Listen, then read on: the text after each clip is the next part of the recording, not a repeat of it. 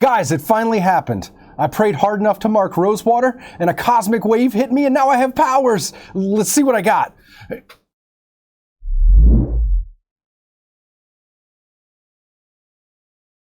All right, so that's invisibility. What else? What else?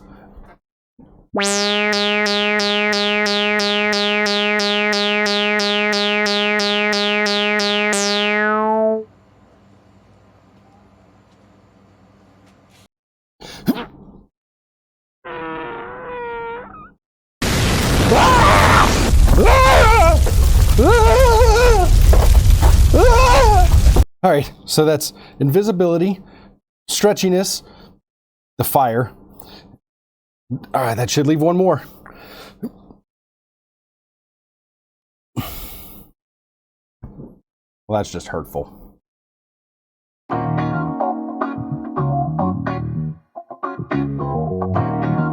Hey guys, welcome back to the ManaWeave. I'm Joe, and today we are talking about the Fantastic Four Marvel Magic the Gathering Commander Precon.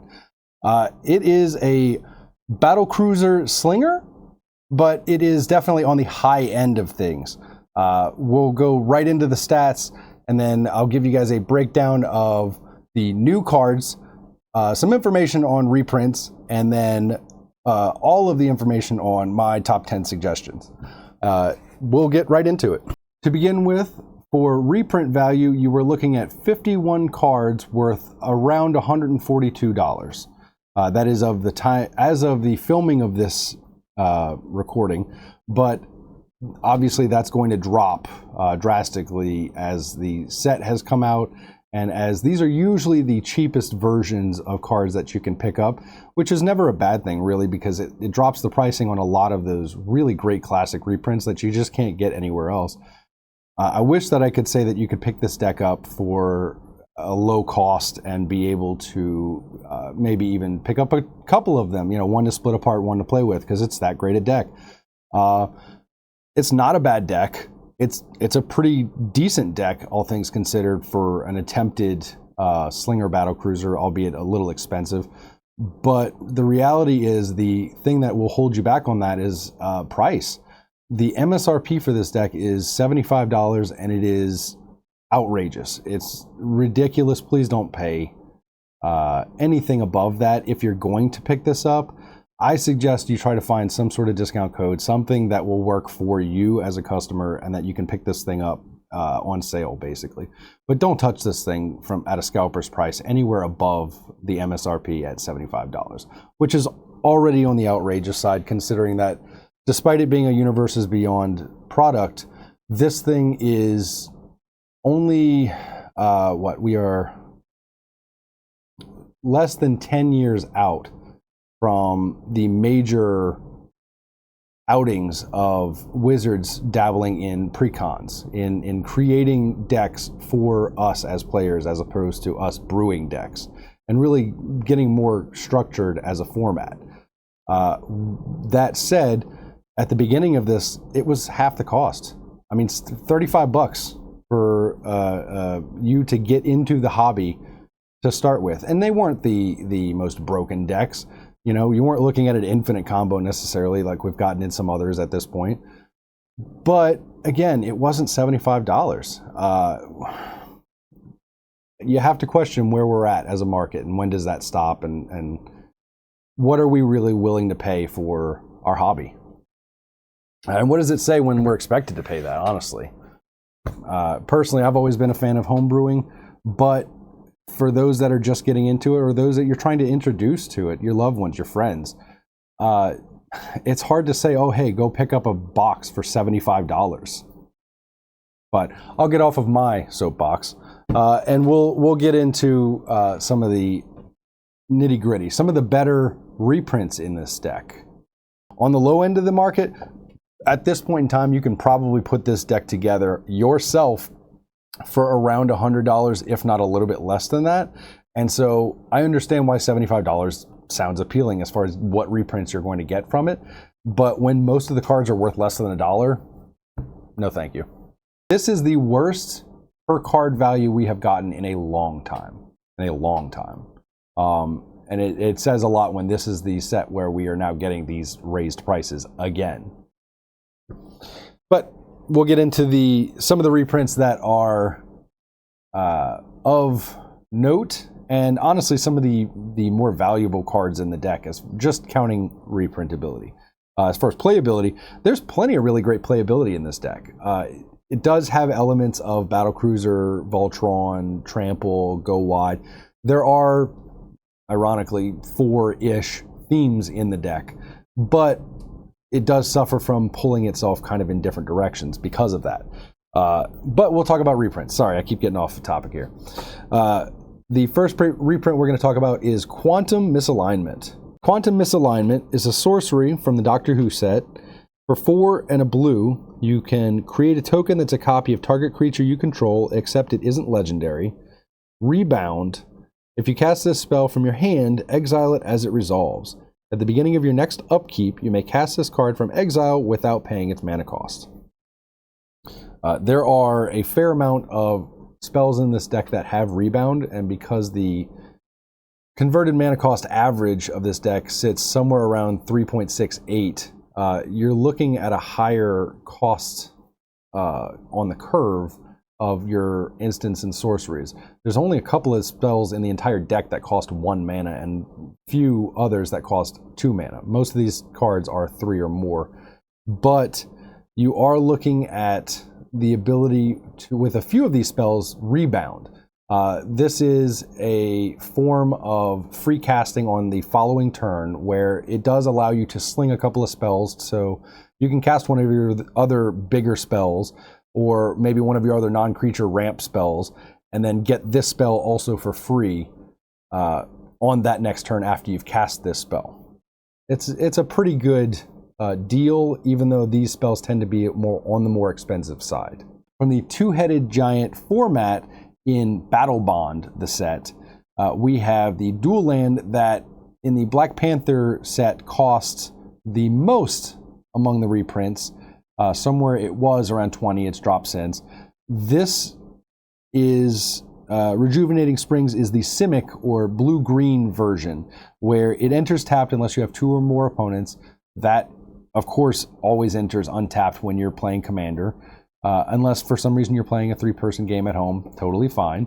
But when you're playing the official format where you have 4 or more players, this is always going to be a dual land that enters untapped. Normally those cards come in with a major price tag. This card is sitting around $5, and it's still one of the most expensive reprints in the deck, which should tell you something. Next we have Seize the Day, a sorcery for 3 and a red that says untap target creature. After this main phase, there is an additional combat phase followed by an additional main phase. It has flashback 2 and a red, which means that you can cast it from your graveyard for its flashback cost. It doesn't have rebound like a lot of the other spells. It is on the lower end at 3, but it gives you a fantastic, it is on the low end at 4, but it gives you a fantastic 2-cast ability in the same manner for a cheaper cost from your graveyard. Essentially doubling up on your spell amount in the deck, which this deck is, oddly enough for a slinger, really kind of hurting for. A decent amount of creatures, and to me, not enough low to the ground cost-wise instants and sorceries. It is a wonderful extra combat spell in red. It untaps a single creature, so you are either untapping your biggest hitter for a second swing with them, or you are potentially using this to get a second tapped ability from almost like a Captain America in this main set ability, where it is untapping a creature for you. The extra combat doesn't necessarily even have to be used, but you would benefit from getting to swing your biggest, maybe evasion creature, something with flying or other. Heck, even like a Ben Grimm with trample, we'll get there, but to just beat your opponents down over the course of a couple of combats on one turn is a fantastic trade. A particular ability that you're going to see in this deck that's of note is at the beginning of combat, as long as you've cast a non-creature spell, there are a lot of creatures in this deck that have that triggered ability. They have different payoffs, but that is the triggering ability. And so this potentially can give you a double triggering of those as well. In the case of, like I mentioned, Ben Grimm, he's going to get 4+1/+1 counters. He starts as a 5/5. You double that up, and you're looking at a 13/13 with trample over the course of one turn. If that's in the command zone, that is a terrifying prospect. Yeah, buddy, he's going to be fun. I have a feeling he's going to be one of those really neat, like seemingly oppressive, but there's enough other stuff in the deck that you kind of have to deal with, or that you can be dealing with as it comes out. It's going to be random and swingy. That's the only thing I will note, is that it is of. I'm not sure how consistent this deck is going to be. Really, that becomes the question that we'll see as people play with this more often. Personally, as I play with it more often, we'll see how is this deck going to perform consistency-wise, because that usually is the mark of what bracket your deck falls in, inevitably. My next card here is Taunt from the Rampart. This is a phenomenal reprint. 3, a red and a white for a sorcery that reads, goad all creatures your opponents control until your next turn. Those creatures can't block. Simple enough, but also massively effective, especially in those games where your board states get locked and nobody really wants to swing. Everybody turtles up, and you all have some heat on your side of the board, but nobody wants to lose any of their key pieces. And so something like this is going to absolutely be devastating in those situations. And honestly, it opens up just that second little snippet where none of them can block. That opens up such avenues that, like, that could be a win con. Like, realistically, if you have a good enough board state where you can swing and take out your opponents with shared damage, or you have enough out in general that you can swing around, but you just had to get them through, this can win you a game for 5. It's not a bad card. It's not a bad card at all.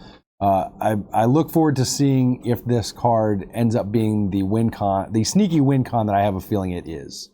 We're going to go into stats right quick.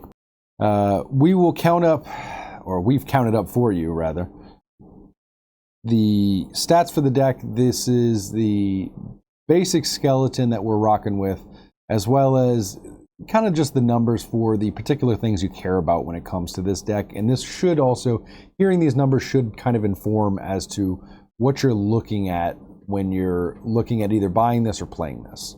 So you are looking at 13 pieces of ramp, somewhere around 15 draw or card advantage cards, 10 targeted interaction, and kind of a massive 7 mass interruption spells.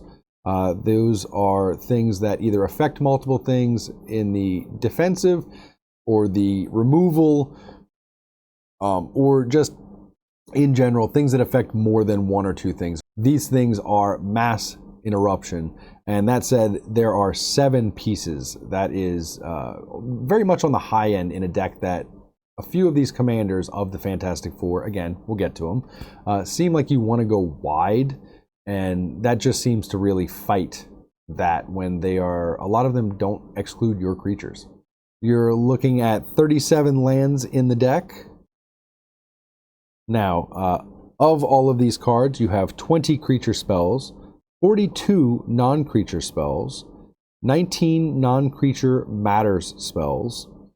Those are spells that care about you casting non-creature spells. There are 31 spells in general amongst the creatures and non-creatures of CMC 4 or greater. That is converted mana cost 4 or greater. You have 7 cards in the deck that have +1 counters and or care about +1 counters. You have 19 triggered abilities. All but one of those are creatures in the deck, actually. The deck, like I said, I would describe it as part battlecruiser. It definitely wants you to have creatures on the board and the ability to swing those creatures. But of those creatures, you have 19 triggered abilities. Or amongst those creatures, I should say, you have 19 triggered abilities. You have 11 free cast spells in the deck, and as I stated earlier, the average mana value for this deck is 3.68, definitely on the higher end.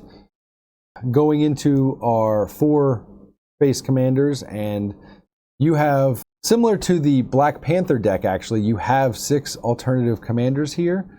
Like in that deck, you had 2 face commanders and 4 alternatives. In this one, you have 4 face commanders and 2 alternatives. The suggested and the recommended on the box, and by all accounts in every app I've seen, is Invisible Woman, Sue Storm. We will start actually with Invisible Woman. Invisible Woman is 2 and a white for a 3/3 legendary human hero creature. She reads, at the beginning of combat on your turn, if you've cast a non-creature spell this turn, create a 0/3 colorless wall creature token with Defender and Reach. Whenever you attack, you may pay red, green, white, and blue. When you do, target creature gets +1/+0 until end of turn for each creature you control and can't be blocked this turn. With Invisible Woman in the command zone, the strategy here seems to be a go wide, enabling direct damage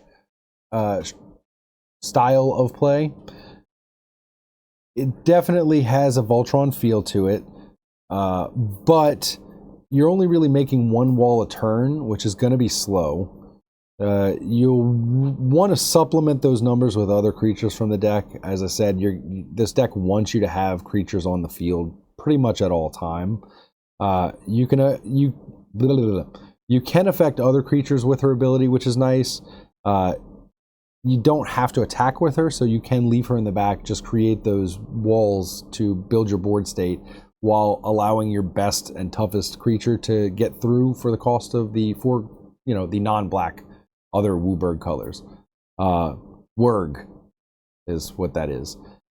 And as your board state grows, you are able to keep paying for her second ability turn after turn to send massive damage through to your opponents for potential wins with commander damage.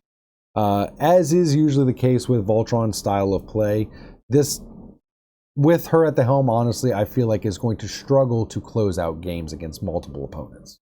Mr. Fantastic, 2 and a blue for a 2/4 legendary human scientist hero creature with vigilance and reach. He reads, at the beginning of combat on your turn, if you've cast a non-creature spell this turn, draw a card. You can pay Wurg and tap him to copy target triggered ability you control twice. You may choose new targets for the copies. If it has not become obvious by now, each of the Fantastic Four has a triggered ability that reads at the beginning of combat, and as long as you have cast a non-creature spell, you get an effect.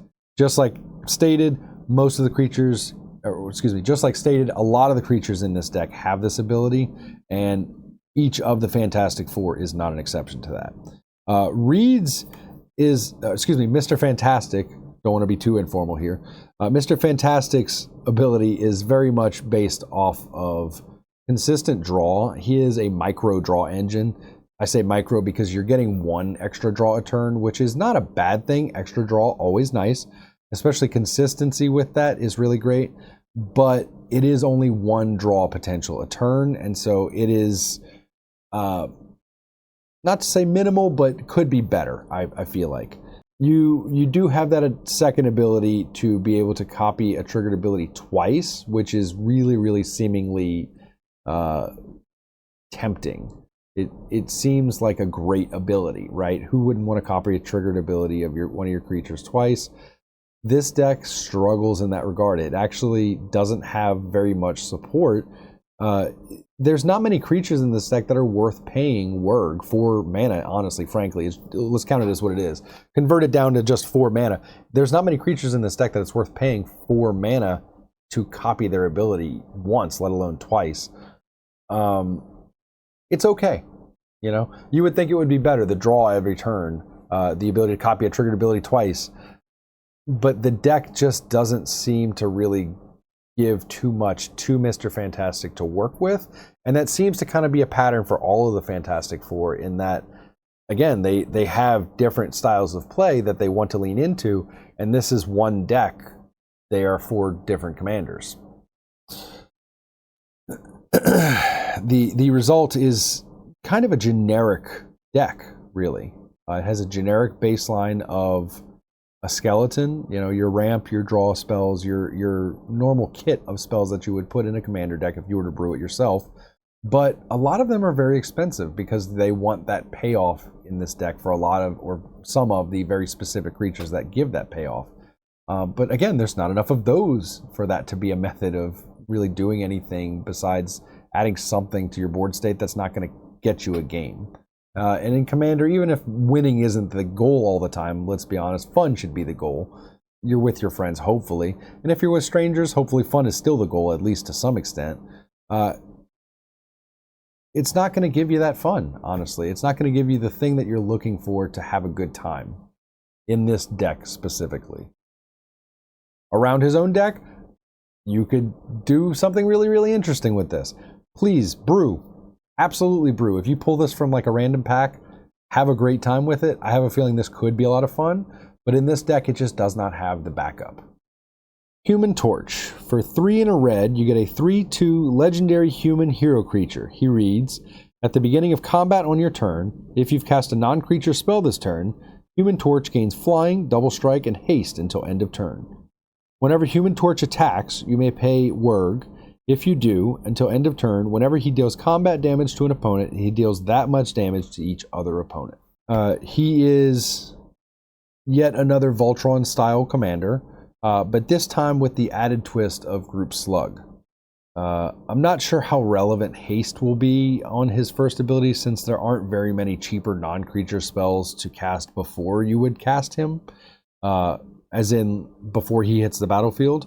But the flying and the double strike are definitely going to help to get that heavier damage through to a single opponent. Again, the Voltron style. When you're able to pay for his second ability, he will then allow you to give that damage directly to your other 2 opponents, and it definitely makes for a more effective Voltron style in that regard. It gives you kind of a Ketis effect. I'll flash that on the screen. I think a lot of people know what that creature is by this point, especially with this set having come out. But that is a reptile that a little lizard guy, and he does a similar thing. It says when your commander deals damage, each other opponent is going to take that damage. In this case, it is potentially your commander in the form of the Human Torch giving that, but it is of note that commander damage can only be given in combat, and so that direct damage that it is dealing to your other opponents, it's not like Myriad. It's not giving it, you know, it's not attacking each of them. It is giving direct damage, and so it's great to whittle opponents down, but you still have to get a Voltron win in that sense, you still have to hit each opponent with him directly. The Thing. For 5 and a green, you get a 5/5 legendary human hero creature with trample. He says, at the beginning of combat on your turn, if you've cast a non-creature spell this turn, put 4 +1/+1 counters on the Thing. Whenever the Thing attacks, you may pay Wurg. When you do, double the number of each kind of counter on any number of target permanents you control. While it is the most expensive commander in the deck at 6 mana, he is much closer to your more traditional Voltron style of play. For each turn that the Thing is around, he's going to grow by 4 as long as you're casting non-creature spells before combat. His second ability is going to take a turn to come around, since he himself is so expensive and he doesn't have haste. But there's a good chance that if you paid for him to come out, you have the word to pay for his ability, and you're going to get just a ridiculous amount of counters. When the Thing attacks, you get a Deep Glow Skate effect. It lets you massively pump your board, not just your commander, which is invaluable. But you combine that with his trample ability to get damage through, and he becomes a very large threat very, very quickly. Crystal, Inhuman Princess. 1, a red and a green for a 2/3 legendary Inhuman noble hero creature with flying. She says, whenever you cast a non-creature spell, Crystal deals X damage to each opponent, where X is the number of colors that spell is. And she can tap for a red, a green, a white, or a blue. So she taps for any of the Wurg colors. To mention it first, Crystal is the princess of the Inhumans. So you have the royal family of Black Bolt and Medusa, and the relation to them, that is the princess, is Crystal. She is representative of the Inhumans in this deck, so you are not just getting the Fantastic Four, and I would think that we're eventually going to get maybe potentially an Inhumans set with all of the rest of the Marvel sets that are coming up, but it is pretty cool to see them sprinkling this, and then the next card, the Power Pack, other teams or other groups of heroes and villains, etc., from Marvel in these decks amongst the face commanders. It's really neat. But she is a great flying creature to potentially add +1 counters to get more sneaky damage in. But really, she is a fantastic 4-color mana dork that's going to help you get those bigger, splashier spells faster. If you have her in the command zone, you have a mana dork on a stick. And this is the only non-combat related commander option. And instead, Crystal gives you direct damage to each of your opponents on her first ability. And it is a whenever ability, which is really nice because you're not limited to a single trigger a turn. That can get out of hand really quickly in a nice way, especially honestly if you, as mentioned earlier, when you pull these from packs, if you build around this has the potential to be really, really nice. There are certainly plenty of multicolored options for non-creature spells in the deck, and she makes for an interesting slinger style commander, giving you extra value for the big spells that you're already going to want to be playing. Now it's time for a commander nobody knows. If you do know them, give it a shout in the comments, please. The Power Pack is a quirky but interesting group. It's all children.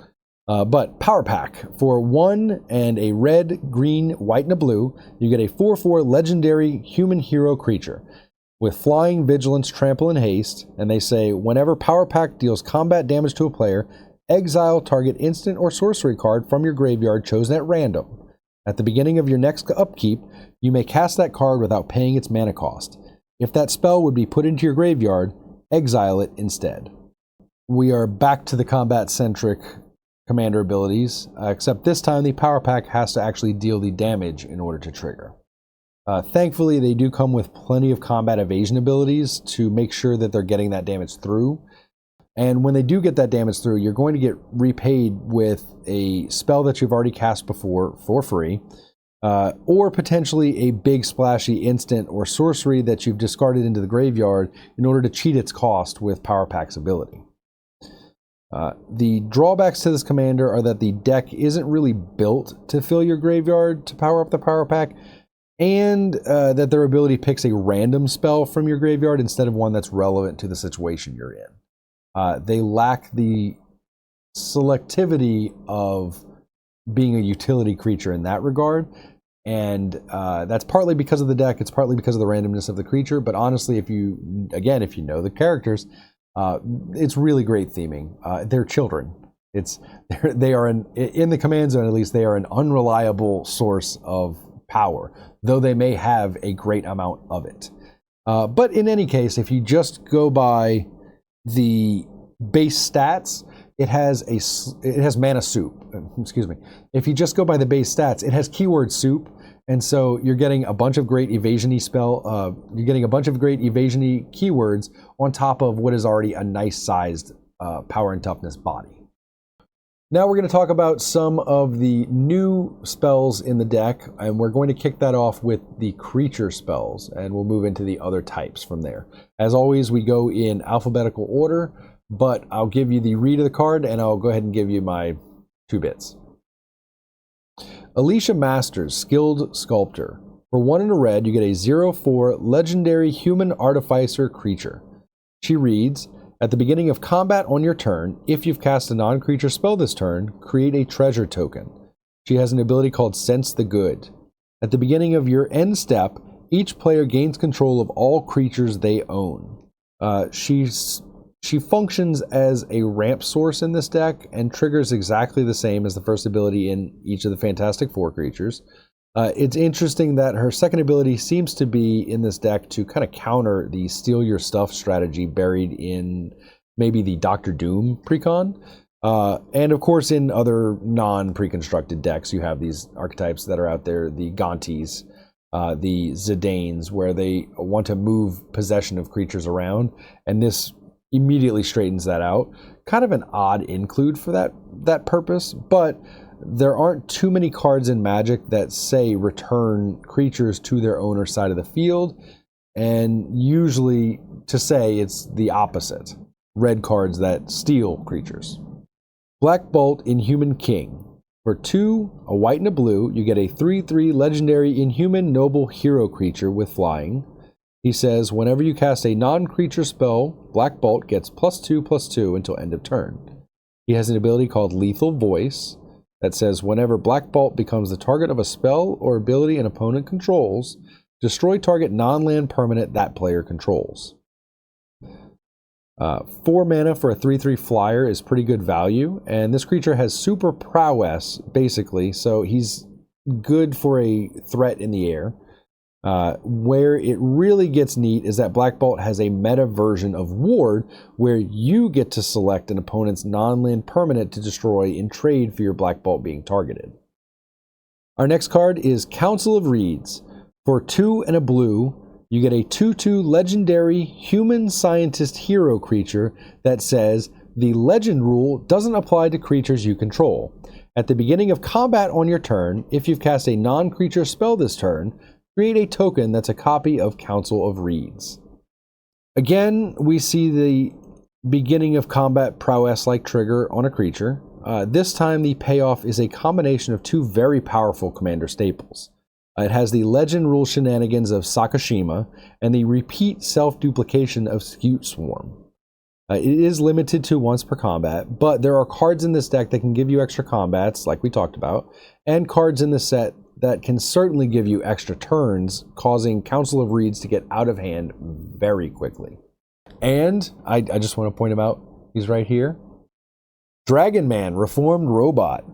For 2, a white and a blue, you get an asterisk power, 5 toughness, legendary artifact creature, Dragon Robot, with flying. And he says, Dragon Man's power is equal to the greatest mana value among non-creature permanents you control and non-creature cards in your graveyard. You may cast this card from your graveyard by discarding a card in addition to paying its mana costs. Again, I will say that a 4 mana for a big booty blocker in the air is a really good value. The fact that this creature's power can grow as you play bigger and better spells is a really great bonus. Not just the spells you have as permanents on the field, but those in the graveyard can also affect it. And finally, it has a chainer the creature or retrace the keyword style ability that lets you recast it from your graveyard on repeat. As long as you can pay its mana cost and discard a card, Dragon Man will continue to aggro your opponents down in the air. The Universe Shaper, here we go. Franklin Richards Ascendant. For 5 and a red, you get a 6/6 legendary mutant hero creature that reads, at the beginning of combat on your turn, if you've cast a non-creature spell this turn, discover 6. And discovering is exile cards from the top of your library until you exile a non-land card with mana value 6 or less. Cast it without paying its mana cost or put it into your hand. Put the rest on the bottom in a random order. He takes after his parents with the combat-timed prowess-like ability, but Franklin costs way more because the payoff is just that much better. There's only 3 non-land cards in the deck that he can't free cast for you, and that means that his ability could net you just a draw, or it could cheat out some of the best cards in the deck. This makes Franklin Richards a very swingy and unpredictable card, much like his comic book counterpart. The theming is well done. But either way, he gives you a repeated draw or free spell, so this is a great creature in the right deck. I'm just not sure if this is that deck. Galactus, Devourer of Worlds. For 10 generic, you get a legendary Elder Alien creature who is a 12/12 flying trample indestructible that reads, when Galactus enters, exile target permanent. He has an ability called Insatiable Hunger. Galactus attacks an opponent with the most life among your opponents, each combat if able, unless you control a creature named Silver Surfer, Galactus' Herald. Another very powerful being in the Marvel Universe, Galactus is a whole vibe. They nailed the theming on the card as far as comic accuracy, and he is a very tempting card to build around with the Silver Surfer as well. Obviously, he's expensive, but being colorless, you have quite a few mana sources in the deck that you can pull from that will let you get him onto the field, hopefully sooner than 10 mana on a normal curve would allow. His keyword combination is absolutely devastating in combat, and he functions as great removal when he enters. He is goaded from the get-go to go after the largest life total amongst your opponents, but that's not really a problem when, again, this deck wants you to be on the aggressive side of combat anyway. And we'll go in the completely opposite direction. Herbie, Lovable Robot. For 2 generic, you get a 1/1 legendary artifact robot scout creature with flying. He reads, at the beginning of combat on your turn, if you've cast a non-creature spell this turn, surveil 1. You can tap him to add a generic mana. Actually, let me rephrase that. You can tap him to add a colorless mana, which is somewhat rare, as you'll often see tap for a generic mana. You don't often see tap for a colorless mana specifically on a creature. But he does also have an ability that is 1 and tap to add 1 mana of any color. 2 for a utility knife of a creature is dope. You get a flying body that not only taps for mana and to color fix your mana, but also has the passive ability to gain card advantage over your opponents, effectively giving you the power to discard or know what your next card draw is going to be. I think this is going to slot really well into those colorless decks or artifact creature decks as well. This could be, not to say a new staple, but definitely a utility knife of a creature that we're going to see a lot of in a lot of good decks. It slots in really, really well to a lot of archetypes. And speaking of lovable, we have Lockjaw, Slobbering Teleporter. For 1 and a blue, you get a 1/1 legendary inhuman dog hero creature with vigilance. He reads, at the beginning of combat on your turn, if you've cast a non-creature spell this turn, put a +1/+1 counter on Lockjaw. When you do, Lockjaw and up to 1 other target creature you control can't be blocked this turn. This is Commander's best friend. I couldn't help it, I had to make the pun. Really though, mechanically Lockjaw will grow to enormous size as an attacker and a blocker, thanks to the first part of his ability. And the Vigilance keyword inclusion absolutely gives him somewhat GOAT status here because he can grow and become a threat aside your commander to attack on the aggressive constant while serving as your best blocker as well, honestly. What makes him so effective as a sidekick to any of your Voltron commanders in this deck is that he provides a direct line of damage to at least 2 opponents or a single opponent, honestly, if you prefer. You're going to be able to build Lockjaw and get in massive damage. For example, as mentioned, The Thing. Ben Grimm at the helm of this deck with Lockjaw at his side. I think Lockjaw might be my new favorite creature in this deck. The good boy that he is. Absolutely fantastic for the Voltron side of this deck. I would love to, maybe not build around Lockjaw, but I feel like I'd love to put this good boy in every blue inclusive deck I have. At least the Voltron ones, which is too many, but it's fine. We're not going to talk about how many decks I have. At some point, I'll do a deck tour. There's a lot. Medusa, Inhuman Queen. For 2 and a green, you get a 2/2 legendary Inhuman Noble Hero creature with Vigilance and Reach. She has, whenever a player casts a non-creature spell, put a +1/+1 counter on Medusa. Wowzers, this is a deadly threat as a potential commander in another deck, or even in the 99 of this deck. It's like a legendary Managorge or Hydra, minus counting creature spells for its ability trigger. With Vigilance and Reach, it's clear Medusa should be attacking and blocking every single turn as she's growing. And speaking of growing, she is going to become so big so fast. Because every spell you're playing and every spell your opponents are playing that isn't a creature is just going to cause her to grow larger and larger, whether it's your turn or not. Namor, Atlantean King. For 1, a white and a blue, you get a 2/2 legendary mutant merfolk noble creature with flying. He reads, whenever you cast a non-creature spell, create a 1/1 blue merfolk creature token. Whenever Namor attacks a player who has more life than you, other creatures you control attacking that player get +2/+0 until end of turn. In the command zone, in another deck, I feel like this could function interestingly to give you a whole lot of merfolk. This might be one of the best merfolk commanders to come out of this set. Not just this deck, but in general from Marvel superheroes. It's hard to beat, your Talrans or your Tatyovas, but this is certainly up there as far as what it does. It has some heat to it. Now, in the 99 of this creature definitely fits for its style. Whether you're slinging spells to pump out chump blockers or even saving those bodies for when he attacks, Namor is a go-wide, literal king. The thing that sets him apart from the other commander merfolk versions of himself that you're going to want to try to build around is that he gives you a banner effect as long as you're sending your army at the king or the person with the most life. Although the extra bodies are nice, I think this version of Namor would be better suited elsewhere, as there isn't real support, again, we've talked about this, for the go-wide strategy. The same problem that you're going to probably run into with Sue Storm at the helm. Galactus' other half, we have Silver Surfer, Galactus' Herald. For 5 generic, you get a 4/5 legendary alien hero creature with flying.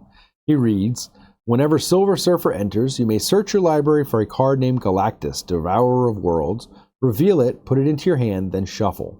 Whenever Silver Surfer deals combat damage to a player, until the end of your next turn, target creature attacks that player each combat if able.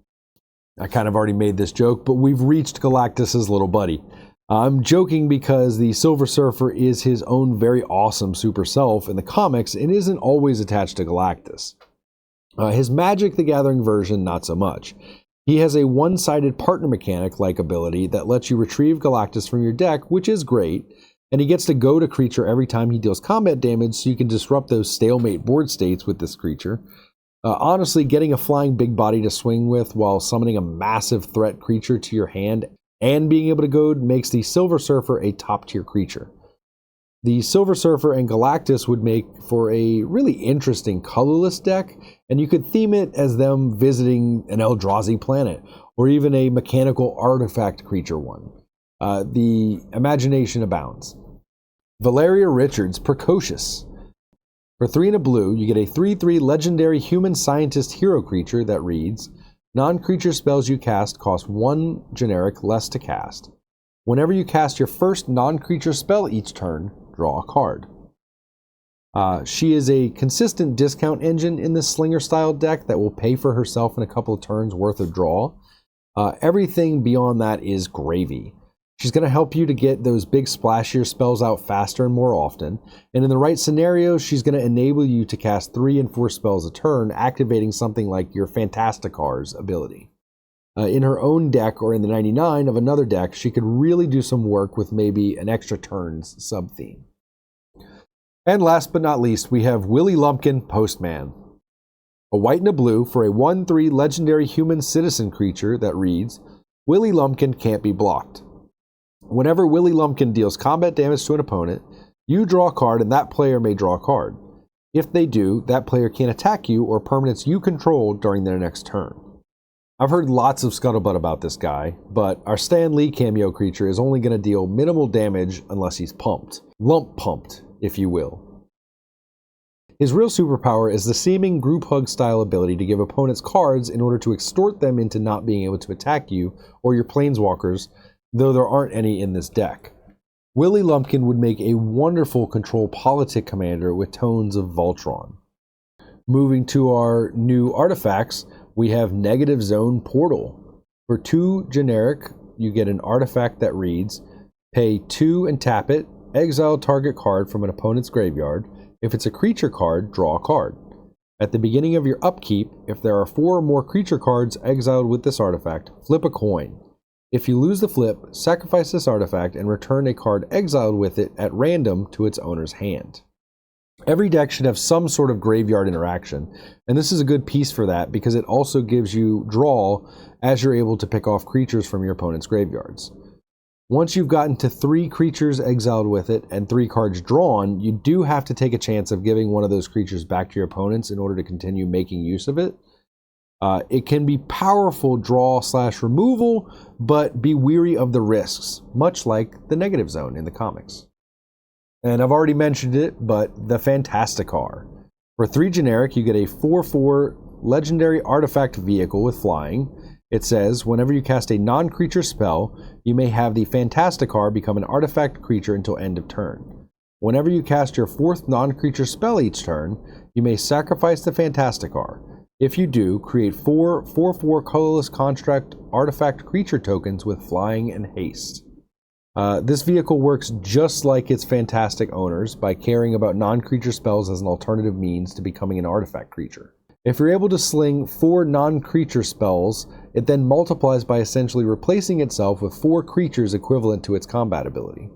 This is a very richly thematic card with all its 4s and with its flying in and then disappearing to leave 4 flying heroes. Well, not really heroes, but creatures at least. Next up, we have Unstable Molecule Suit.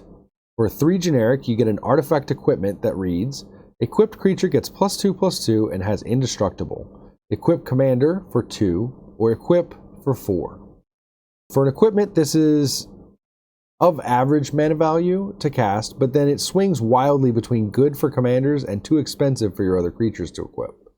All things considered, it's never a bad thing to have a new form of protection for your commander in the game of Magic.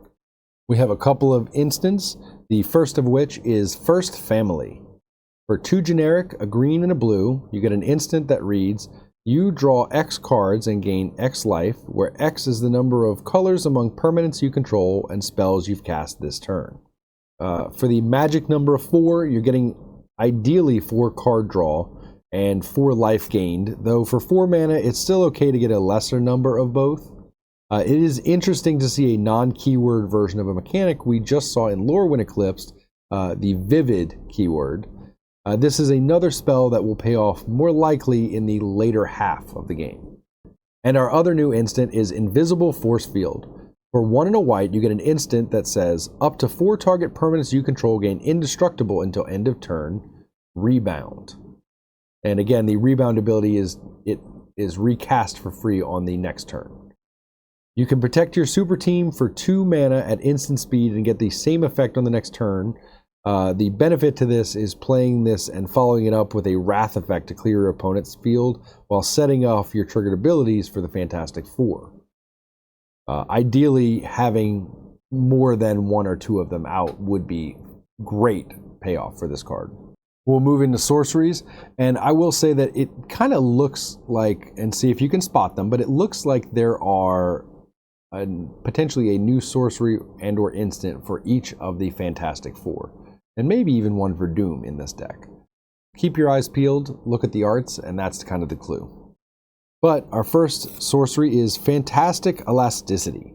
For 2 and a blue, you get a sorcery that says choose 1. Return target non-land permanent to its owner's hand, or return target instant or sorcery card from your graveyard to your hand. Rebound. This card is fantastic for bouncing a permanent to your hand or for removing an opponent's threat for a turn at least. Or it can be used to retrieve and reuse a big splashy spell. Then with Rebound, you get to pick which works for you on the next turn as well. All for the low cost of just 3 mana value. That is really, really great value, but also just does a lot of utility work for you. And the fact that you get to choose is chef's kiss. Fantastic. Next, we have Flame On. For 4 and a red, you get a sorcery that reads, put X +1/+1 counters on target creature, where X is the number of non-creature, non-land cards in your graveyard. It gains flying until end of turn. Rebound. You're paying for your best creature or your Voltron commander to grow and then getting to do it again for the next turn for free. The best part of this spell is that because it's in a deck with so many non-creature spells, the later in the game it comes out, the more powerful it is guaranteed to be. It's clobbering time. For 2 and a green, you get a sorcery that says choose one. Target creature you control deals damage equal to its power to target creature an opponent controls, or destroy target artifact or enchantment. Rebound. This is target interaction that gets better the stronger your best creature is. It gets rid of an artifact or enchantment, and it's the normal 3 cost for this kind of removal. Now you put rebound on this spell and you double its effect, and suddenly the cost of the spell is phenomenal. Nova Flame. For X, 2 and 2 red, you get a sorcery that says put X +1/+1 counters on target creature you control. It deals damage equal to its power to each other creature. This is one of the multi-interactions we were talking about, kind of a wrath effect based on creature damage, but on brand for the deck. For 4+, you're getting a meta wrath of sorts that also lets you put counters on a single surviving creature. This is a non-creature spell that will feed your Voltron commander and then open up the field for them to swing through. Ultimate Nullification. 4 and a white for a sorcery that reads, as an additional cost to cast this spell, sacrifice a legendary creature. Exile all creatures in graveyards, put Ultimate Nullification on the bottom of its owner's library. I'll be honest, I don't care for this card. It's expensive at 5 mana and an additional cost specific for sacrificing a legendary creature kind of sucks. That gets easier with your commander out, obviously, but that's not usually when you want to wrath. The fact that this exiles instead of destroys is a plus, and it does also handle your opponent's graveyards, but you lose your board state and graveyard right along with everybody else. And our final new card, we have Cosmic Crucible. For 4, a green and a blue, you get an enchantment that reads, at the beginning of your first main phase, add 4 mana in any combination of colors. Whenever you cast a non-creature spell, you may copy it. You may choose new targets for the copy. Do this only once each turn. Not only is this a piece of repeated ramp every turn after it comes out, but it's definitely intended for you to cheat out duplicates of some crazy permanents, or to give you a repeat of a big splashy spell every turn. And that is it for the reprint stats, the stats of the deck, and the new cards broken down. We will go into our list for recommendations. As always, I give you a list of 10 cards to swap in. I do not give you a list of any cards to swap out because I'd like you to play the deck and see what doesn't work for you. But I'll recommend 10 cards, not in any necessarily top 10 order or anything of that nature, but just 10 great cards. I try to stick somewhere around $10 if possible. Under is better, but I also give you a short list of honorable mentions that are normally cards that feel like they are necessities for the deck, but they might be a little too expensive for most of us to play with, and so they're just recommendations. That's why they make the honorable mentions. Kicking off our list of cards to add, we have Rutha, Mastering the Moment. For 2, a blue and a red, you get a 3/4 legendary orc sorcerer creature. She reads, at the beginning of combat on your turn, if you've cast an instant or sorcery spell this turn, create an XX blue and red elemental creature token with flying and haste, where X is the greatest mana value among instant and sorcery spells you've cast this turn. I have added, for the most part in my 10, I have added instant sorceries, non-creature spells, and tried to bring that amount of mana curve down a little bit. As this deck lacks low cost spells, the advantage to that being cards that will pay that off, like Rutha, where the higher the CMC of the instant or sorcery you're casting, the better the creatures you're going to get over the course of the game out of her.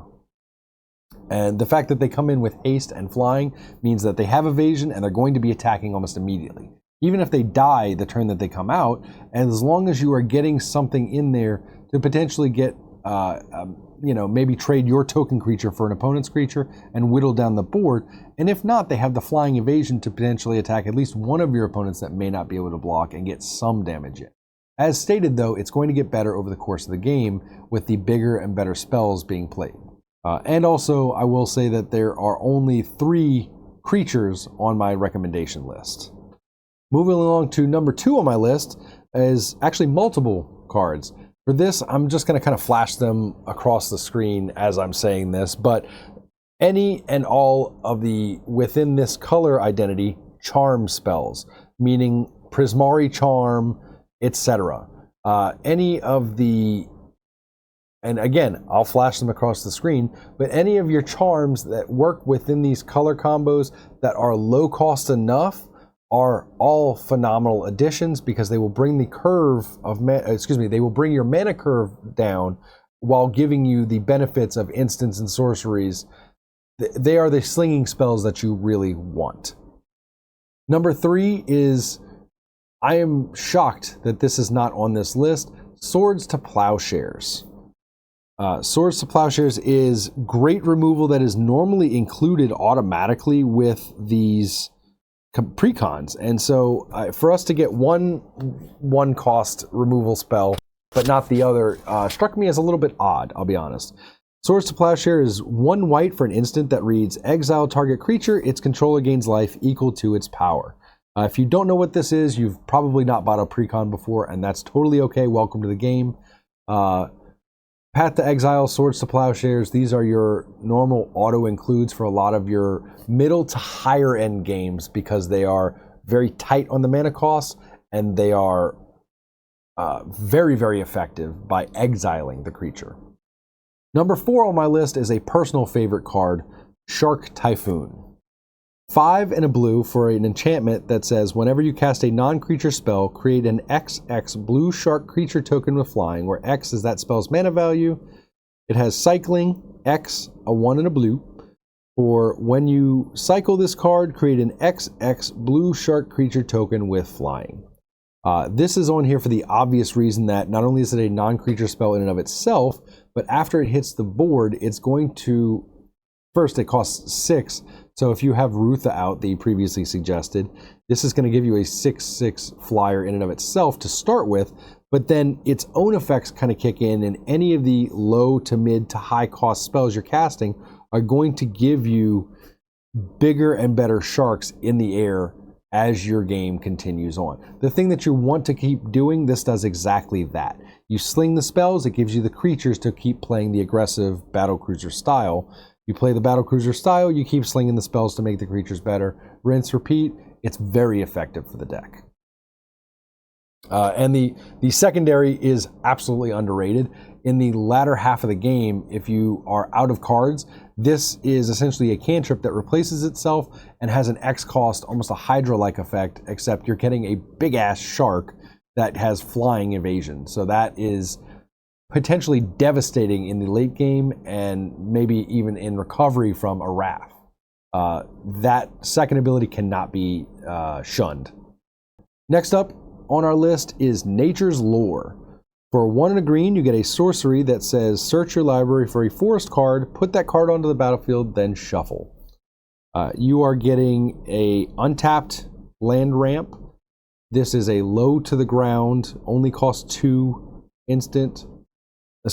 sorcery, but falls under that instant or sorcery non-creature umbrella that you want for the majority of the 19 triggers in this deck care about non-creature spells. This sets that off. It's low to the ground. It drops another land on your turn that you can then potentially use to drop another spell. It is what you want to sling. You need ramp, you need low cost instants and sorceries. This does the work. Number 6 on my list, we have Artist's Talent.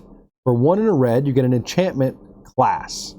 Its 3 levels are, whenever you cast a non-creature spell, you may discard a card. If you do, draw a card.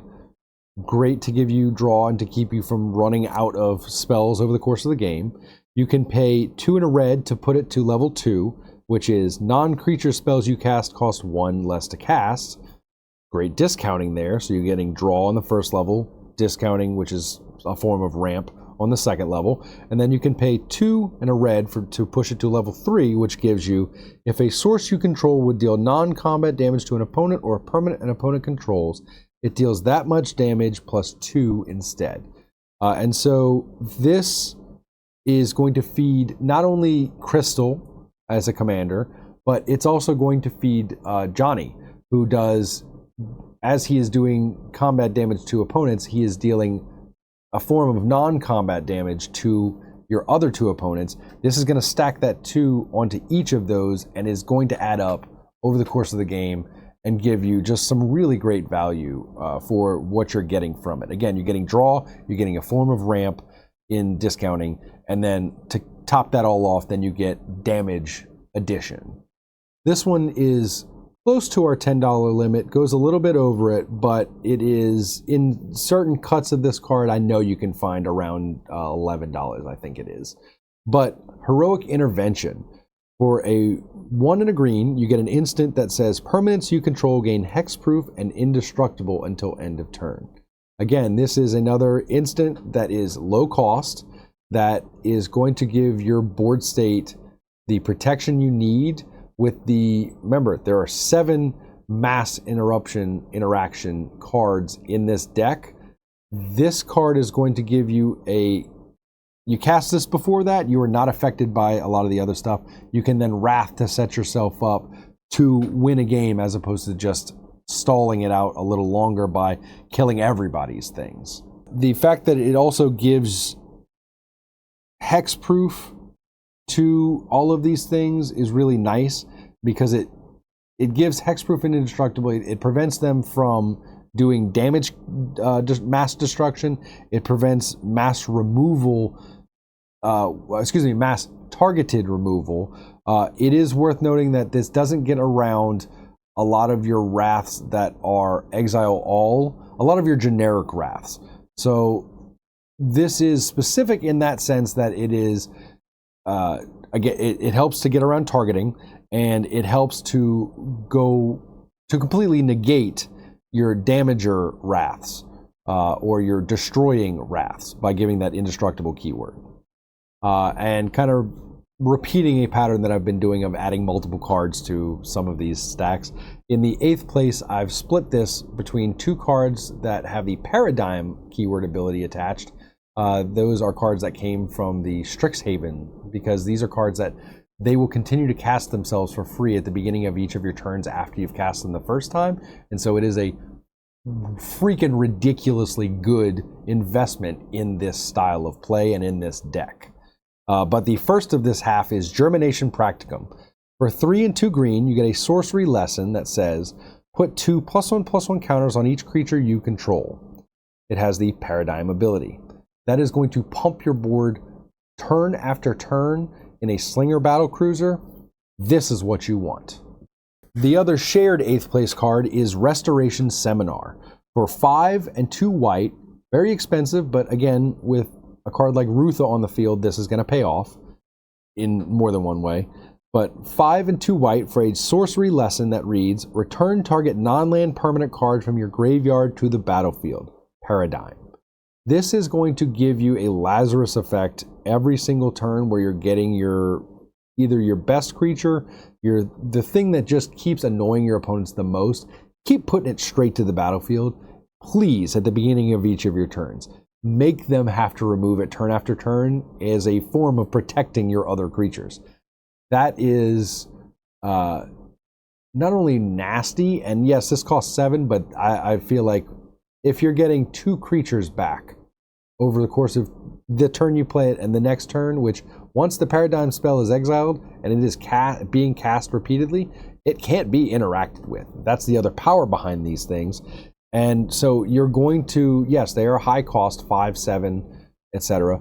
But to get a spell that is uninteractable from your opponents is ridiculously good. Jeskai Ascendancy.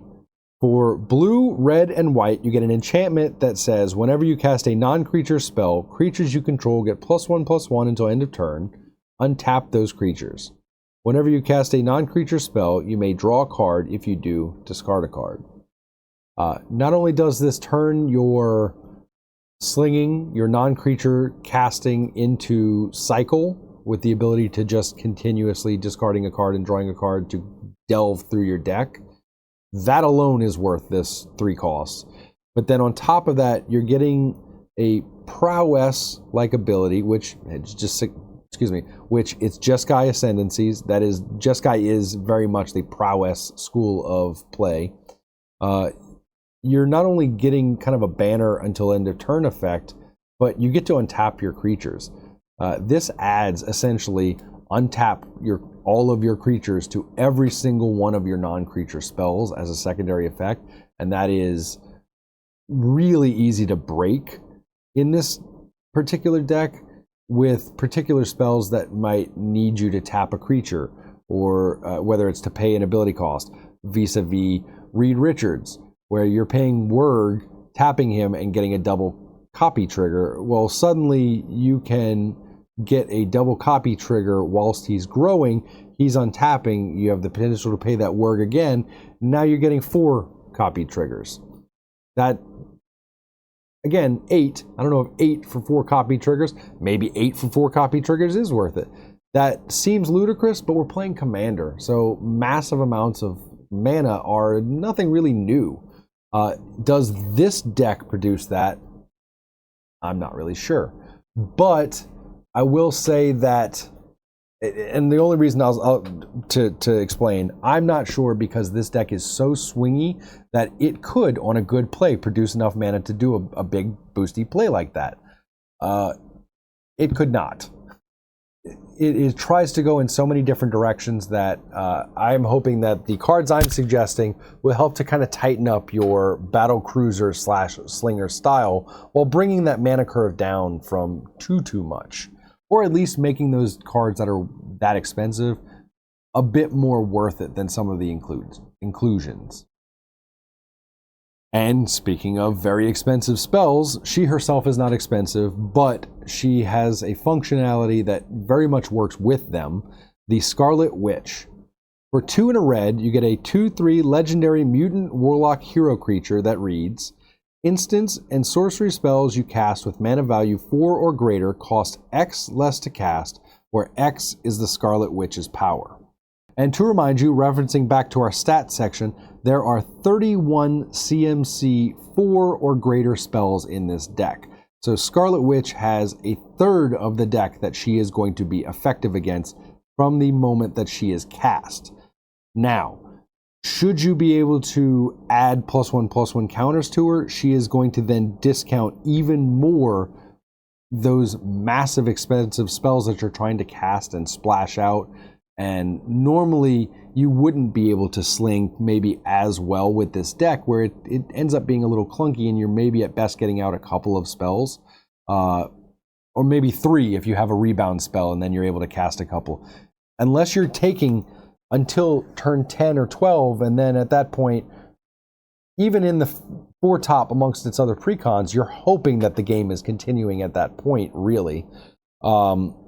Then you're gonna, I can cast 3 spells, maybe 4 spells.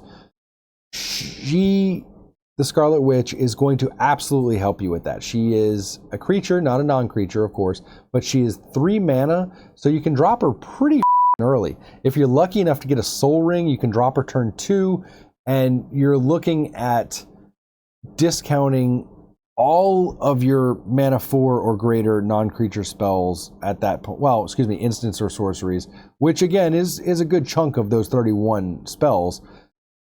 You're getting a massive discount on that. And then to be able to pump her to get just a ridiculous value off of that is beyond great. So that is my list of 10. And I will give you my honorable mentions. This time we have 2 honorable mentions and kind of a grouping of a 3rd honorable mention. We'll kick it off with Improvisation Capstone.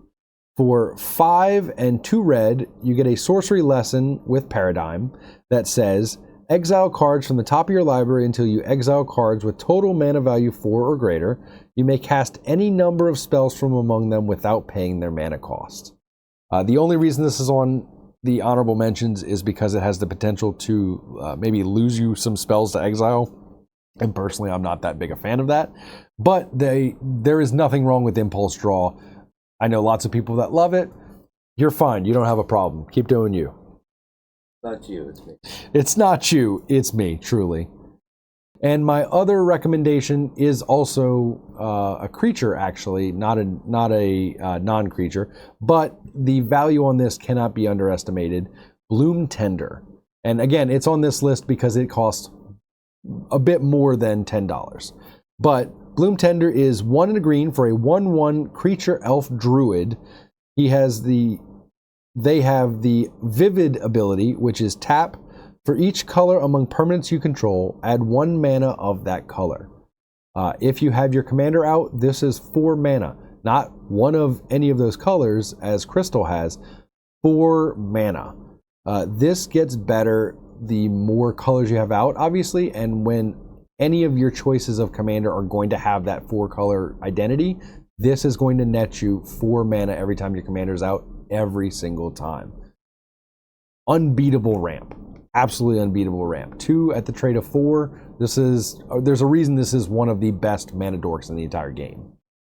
And finally, my final honorable mention here is any card that gives you draw and no max hand size. I'm going to flash a bunch of them here, there, everywhere, all around. But, your Jin Gitaxias, the one that transforms, your Reliquary Tower land that I couldn't remember the name of earlier, but suddenly can, haha. But any of these cards that give you no max hand size, especially the ones that give you draw, are going to be great in this deck because that's what you really want to be doing, is cycling through your deck and not having to discard those great spells when, frankly, you're not able to cast them early on because they have whatever restriction of color or they just cost too dang much. And that is it for my breakdown of the Fantastic Four Marvel Magic the Gathering pre-constructed commander deck. It was a little bit of a slog, I won't lie to you, but this one it intrigues me. It intrigued me enough to buy it, at least. But I love the Slinger style. I like a Voltron, maybe a little too much. I like a Battle Cruiser. It has all of these things, but it maybe pulls in just too many directions. One great team is better than 4 creature themes. But I'm Joe. This has been the ManaWeave. We thank you for tuning in, and we hope to catch you later. Until then, stay super.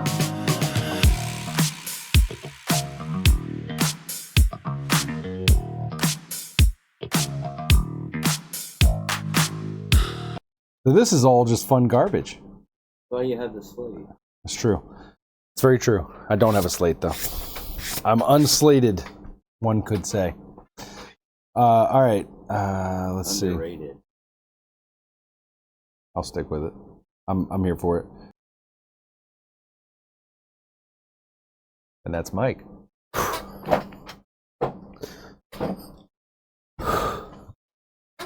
Didn't completely destroy anything too bad. Hopefully. Spasticness. Our neck. My back, my neck, ow.